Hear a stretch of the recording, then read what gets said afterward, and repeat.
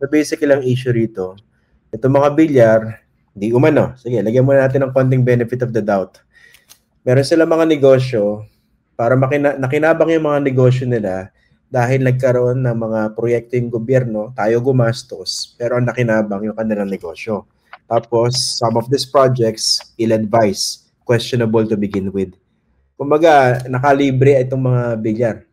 Yan ang issue rito, no? Yes, definitely. Ganun na lumalabas. Ang isang mga naging issues na pinakamasakit niya na, Christian, during my term as a city councilor, in-expose ko din yung hindi nila pagbabayad ng real property tax ng mga kumpanya nila for the last 14 years. Ito, more than 230 million pesos yan. Ito, documented ito. Nasa Rappler pa to.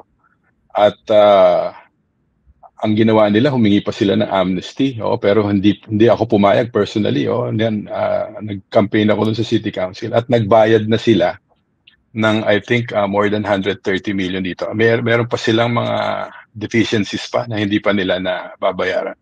Pero ang maganda rito, yung accountability. Yun ang sinasabi natin dito. Hindi ito politika, Christian. Hindi lang Las Piñas ito. Buong Pilipinas. Dapat may accountability. Kaya dapat mapanagot. Hindi lang yung flood control. Sa lahat ng ahensya ng gobyerno, dapat may accountability tayo. Kung dito, no?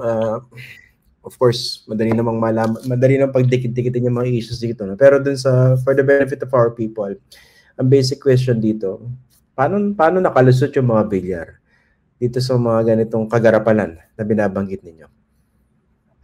Hindi mo mapapansin, Christian, kung sino yung nasa administration, pag dalawang senador ka, ilan ang boto mo sa Senate President? Ito, ginagamit nila yung politika sa negosyo nila. Ito, walang ibang question dito. Negosyo ito, hindi ginawa ng negosyo yung politika. 'Di ba? Yun talaga ang ano nito eh. Dalawang senador. Imagine mo, Christian, since 1992, magpamilya lang ang naging congressman ng Las Piñas. Si Manny Villar, Cynthia Villar, Mark Villar, hanggang na-break ko lang yan itong 2025. So ilang taon sila?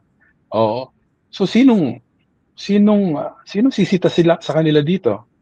Ako lang yung naglakas loob na lumaban sa kanila dito eh. Kasi kailangan talaga manindigan tayo dito.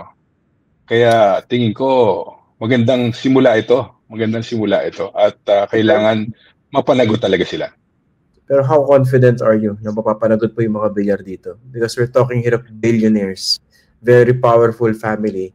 And I don't know whether you will agree with me, yung window of opportunity, hindi ganong kalaki.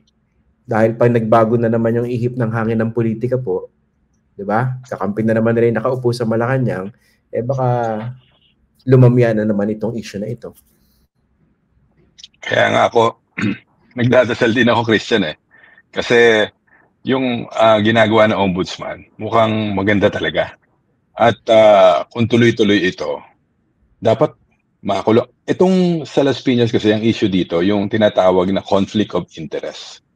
Siguro may 2-3 batas, yung prohibited interest. Pasok na pasok ka dyan. Kasi pati yung contractor, dapat within 4th degree of consanguinity, dapat makasuhan yan. Diba? Dapat makasuhan sila. Tsaka yung negosyo, kinabang eh. Ginagamit pa na natin.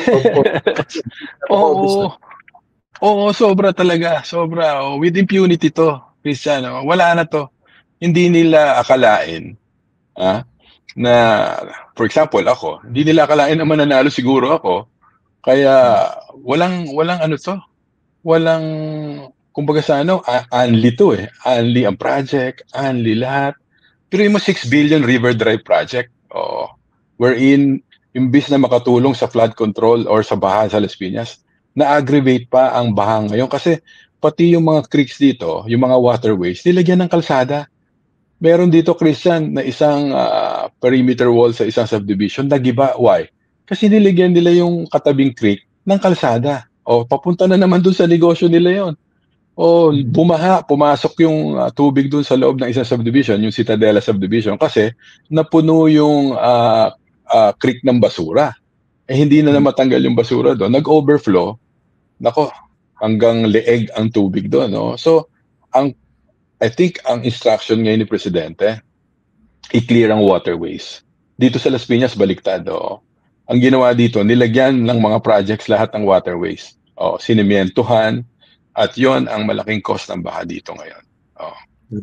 Dapat may mga panagot dito, ano? Dapat may makulong. Dapat may maparusahan po. Dapat, Christian. Dapat talaga. Dapat may makulong dito. Kasi ang problema dito, ang accountable lang hanggang talagang mahahabol mo dito, yung district engineer, yung mga sa planning ng DPWH, district office. Kasi pag inisip mo talaga yung mga congressman, sila lang ang proponent eh. 'Di ba? Yung mga senators. Oo. Ang hirap talaga niyan, kung paano, not unless na merong paper trail ka or meron kang AMLA na bank accounts, whistleblower, na nagbigay ng pera. Kaya it will take time. Pero ako confident pa rin ako. Kasi wala na tayong pag-asa, Christian. Wala nang pag-asa ang Pilipinas. Pag ito walang nakulong, walang mananagot dito, wala na tayo. Wala na tayong pag-asa. Tama yung puntong binanggit po ninyo, no? Yung issue ng impunity. Ano ba basically yung paliwanag natin sa impunity? Yung bang wala ka ng regard dun sa paggawa ng mali dahil alam mo namang hindi ka makapag. Diba? Oo. Hindi mo na iniisip na mananagot ka dyan, di ba? At wala ka ng pananagutan.